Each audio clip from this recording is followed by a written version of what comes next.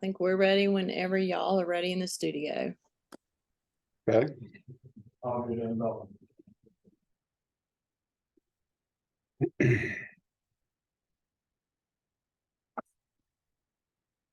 hope everybody's doing well. And starting with the game against Wake Forest, great win for the guys, and proud of the team.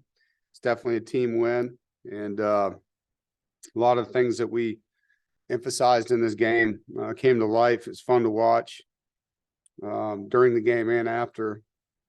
We talked about, going in there, bringing our own energy, starting fast, and setting the tone from the beginning. And our guys did that, starting with the 3-and-out on defense, a sack by Savion, partially blocked punt on that first punt by Anthony Smith, and then, explosive play offensively with KC, and then a touchdown to Julian Gray from Brennan, and a 3-play drive.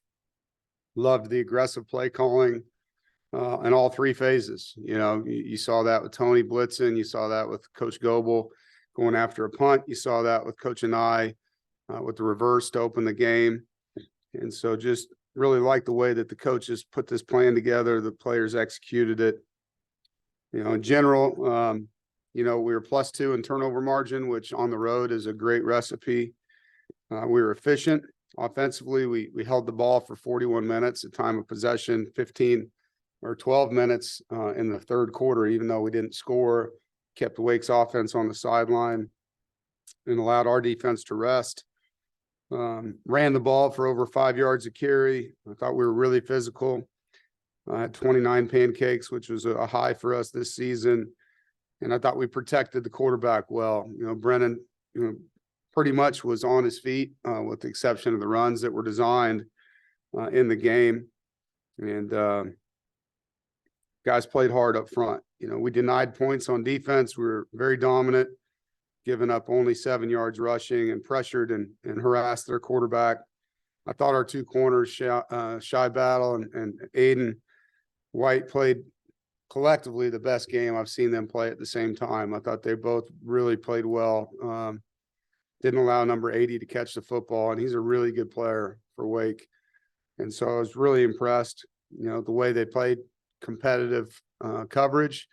They contested throws. They broke up passes without pass interference. It was great poise and no panic, and really good football game by those 2 guys. I thought defensively we tackled well. Only had 3 missed tackles in the entire game, and just fun watching them, and they were having fun playing. And so proud of the guys for the progress in the last 3 weeks. On offense, I think we continue to grow.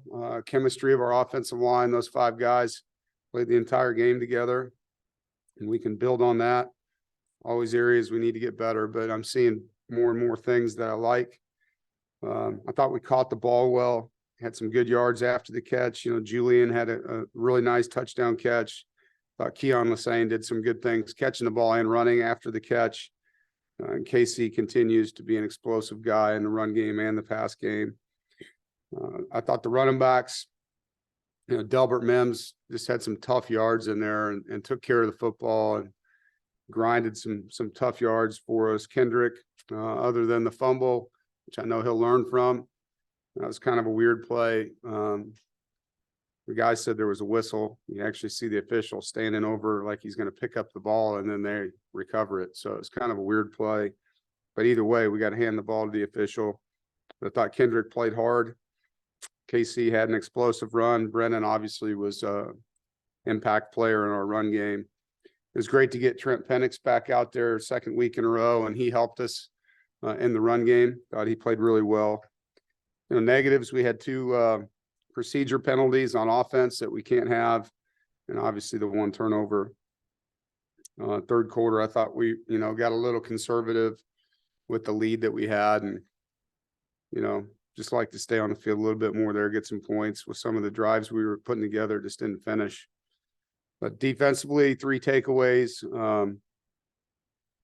Obviously, Sean Brown's pick, great play. Jalen Scott's 2-point conversion for the defense, and then the recovered fumble by Shy that was forced by Robert Kennedy. And we had 5 straight 3-and-outs to open the game.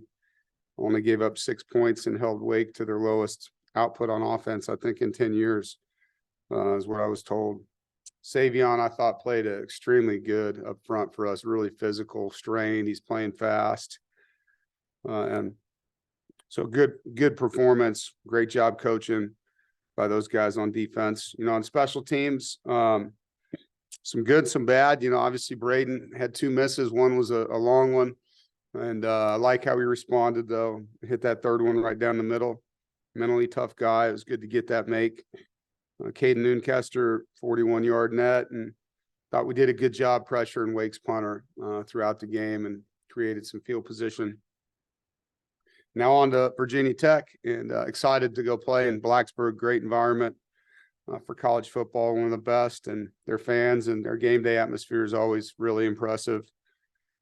And they're a team on the rise. They've won 3 of their last 4 games. Brent's done a good job with his team. They're playing hard, and you can tell they're gaining confidence each week. Played really well against Boston College on Saturday.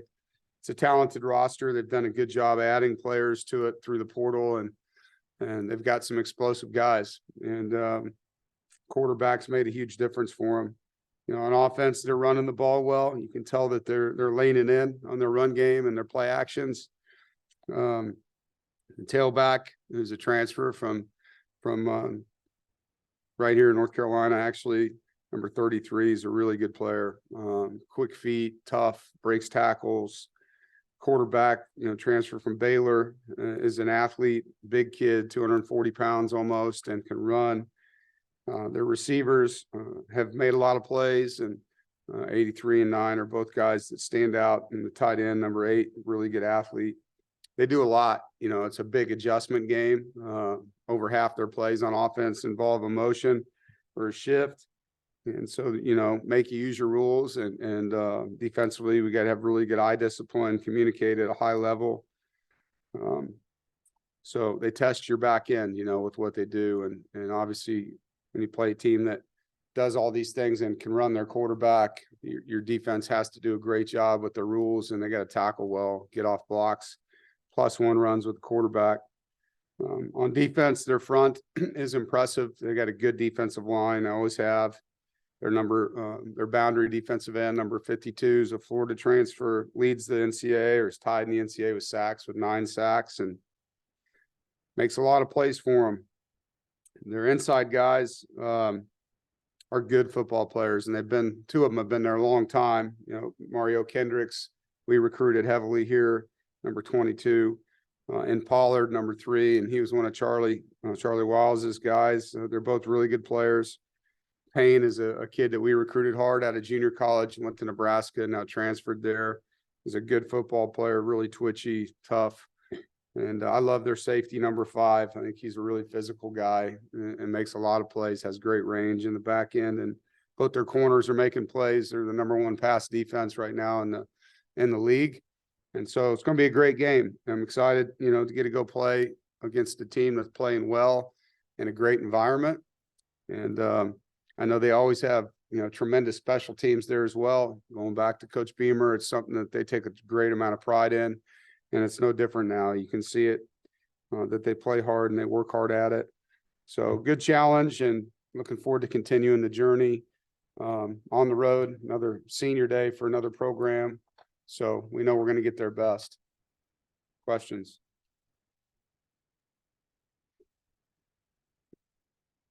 I'm waiting. All right, JC, what you got? Does it help at all that you face Marshall with a very run-oriented quarterback when you face Virginia Tech? Probably so. I mean, they're different offenses, but we have faced mobile quarterbacks here, and, Clemson's quarterback was mobile as well. We've seen a lot of them over the years. This guy's big and athletic, so a little different. Marshall's guy was smaller, really quick. But yeah, we've seen our share of them, and the guys will be ready. Jaden?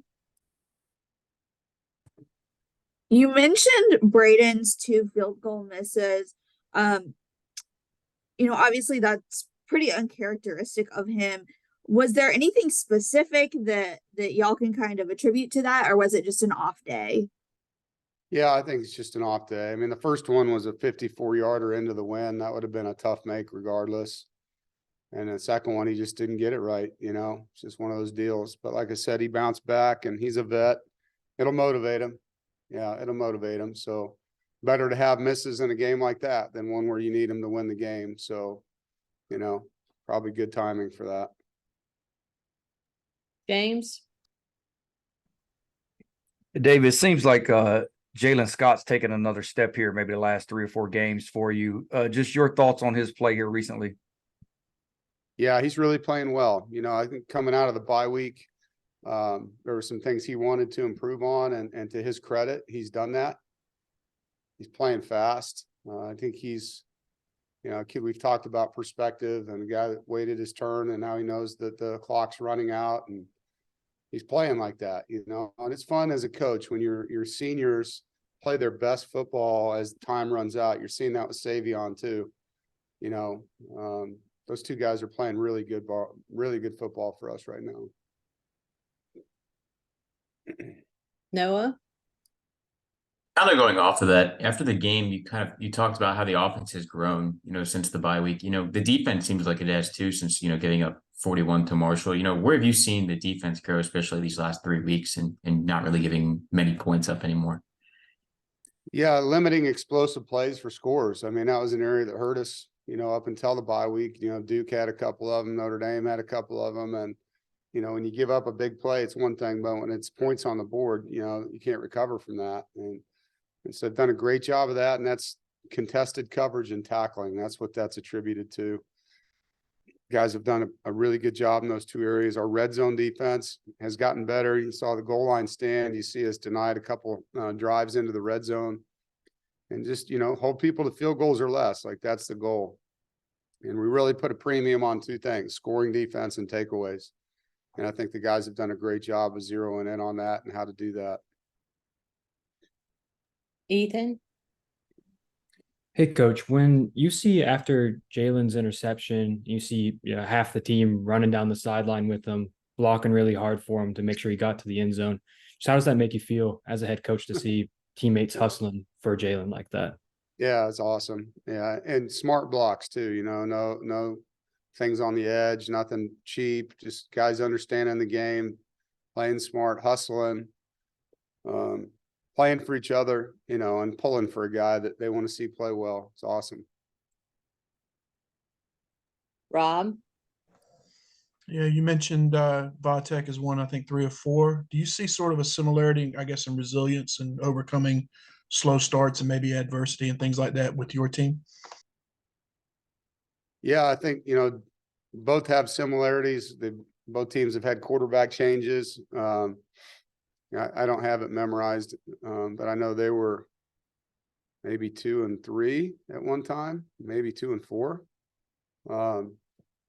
So they've really done a good job turning it around. You got to give them a lot of credit, and I don't know if you can compare us and them that way. We both go through different things, but I think both these programs are blue collar, tough, hard nosed programs. And I think the DNA of NC State, from a football program standpoint, and what they've built at Virginia Tech, all those years with Coach Beamer and the lunch pail and, come to work, there's a lot of similarities in that. And so I wouldn't expect any less. It's a tough program with tough kids. And I know Coach Pry, comes from that background. He was a part of that. And so he'll do the same. And you can see that that's showing. They're playing hard. He's got a good team. Ethan? Coach, I was just wondering if you have an update on how Michael Allen is doing after he had to leave the Wake Forest game. Yeah, no, I saw him in the weight room a little bit ago. So don't have a report on where we're at for the game or any of that, but he was in there working out with the guys. So that's a good sign. But we'll get our injury report here at 2:30 and have a little more information then. Thank you. Brian Murphy? Coach, several coaches were let go yesterday and into today. Do you get a sense that you have 11 years at this program, that kind of longevity is just not going to be a thing that happens very often, moving forward, given the transfer portal, NIL, all that stuff, and the quickness of some of these moves? Yeah. Yeah, it's sad, I mean, I think, and interesting at the same time. The guy to get a 70 million plus payout at one school and the other guy that wasn't even there a season. So it's a different world, college football has changed a lot, and two things you just mentioned are a part of it. But, I think just the world in general expects things to happen really fast, and there's not a lot of patience anymore. So, I think Coach Clausen said this to me before the game. We were talking about how our team was playing, and he said, you've built a program, not a team. And he said, and that's why you were able to overcome what you guys went through. And that meant a lot to me that he said it, but I thought a lot about that statement, and it takes time to build a program. It's not something you can just do overnight, because you're going to join a new place wherever you go if you're a new coach, and everybody there is not going to understand what you want to build right away. It takes time, and you got to be able to dig in and have an AD and a chancellor or a president that's willing to dig in with you. And obviously you got to get results. You got to show results somewhat quickly, which we were able to do here in that second year. We went from 3 wins to 8 wins from year 1 to year 2, and then be consistent. And one thing we've done here is that, we're going to our 9th bowl game here in 11 years. So, you have to be able to provide those kind of results. It is a results business. And I think, that as a coach, when you go somewhere, you've got to do your job. You got to do it fast and do it well. But you need to have alignment, in leadership that wants it done the same way that you want to do it. Ethan? Coach, I believe this is consecutive weeks with 0 wide receiver drops for you guys. Just what can you attribute that improvement to? Knock on wood, yeah. Knock Sorry. on wood. Guys are doing a great job framing the football, watching the ball touch their fingertips, tucking it away. Quarterbacks throwing catchable balls to guys, and they're not all easy. Dakari had a heck of a catch, jumping up and elevating and twisting, and that was a great play. You can see his eyes go up and watch the ball into his hands. A lot of drops happen when guys take their eyes off their hands to start the running process, or brace themselves for contact. And so we really work hard on that, framing the catch and getting that ball in our hands before we do anything else. And so I think, again, it's back to the basics. We really made a big deal about that coming out of the bye week, and the guys have bought into that. JC? Do you sometimes sense that the offense maybe calms down, or I don't know what the right word is, but gets a little extra vibe when KC pops a run like he did at the beginning of the game? And then I'm sure it's easy to do this after a win, but did you tell Trent, like, great hustle, but you're 65 yards downfield? I don't think he blocked anyone. He could have peeled back and gotten the guy that tackled KC. I know. We had a good time in the team room watching that play. Definitely could have turned around and got number 9, but yeah, I think he was just trying to do the best he could running full speed. But yeah, it helps. Like, explosive plays or momentum plays, and KC's the guy that's been the explosive player for us this year. It doesn't matter who it is, though. Like, if anyone has a big play, if you look at drives that score in college football, there's usually an explosive play involved in those drives. It happens a lot. And for us, no different than any other team. When we get one, there's momentum that comes with that, and the defense all of a sudden is on their heels, and you can take advantage of that in a lot of drives. James? Dave, you have a couple of former Virginia Tech assistants on your staff. I was just wondering, schematically, is this under Pryor, are they similar to what VT's done in the past? Are they different? What do you get from them defensively? Yeah, no, we do. Obviously, Coach Wiles was there 26 years, and Brian Mitchell was there. They're 4 down, so that's the same, but it's not the same Bud Foster defense design-wise. It's not. And, all the invert quarters or invert halves that they did, and the amount of bear defense with the free safety really being an extra hat in the box. They're still playing, tight man-to-man coverage. You can see that, but there's more quarters and zone and cover 3 zone blitz. There's press and press bail in the secondary. There's some cover 2. So it's definitely Brent's defense, and his defensive coordinator, obviously. But the biggest thing you see is they just play really hard, and I think that's something they've done a long time, at Virginia Tech, and Coach Foster started that a long time ago, and that's their standard of play. And you can see that the guys have continued that. JC? Kind of piggybacking in a roundabout way from what James asked, with Coach Wiles being there as long as he has, do you guys even have time to be able to eat or enjoy, a place like Blacksburg? Because he probably knows every good place in that city. If there's something good to eat, Coach Wiles knows where it's at. I can promise you that. And he's definitely a guy that enjoys a good meal with good friends. But no, it'll be a business trip, man. We'll be there and be in our hotel, and hopefully the hotel will have good food for us. We'll enjoy the brotherhood we have with the staff and the players, and get up and go play a 3:30 game. Is that everything for Coach? All right, Brian, last question.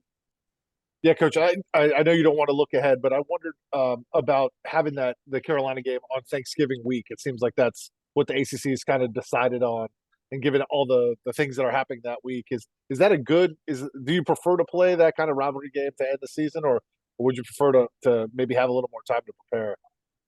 No, I love playing them in the last game of the year. I think it's awesome. That's where that game belongs. It's rivalry weekend, and yeah, it's been great. I mean, I've been here 11 years. We didn't always do it that way. It's way better being the last game of the year, in my opinion. Thanks, guys. Have a great day. Thanks, everyone.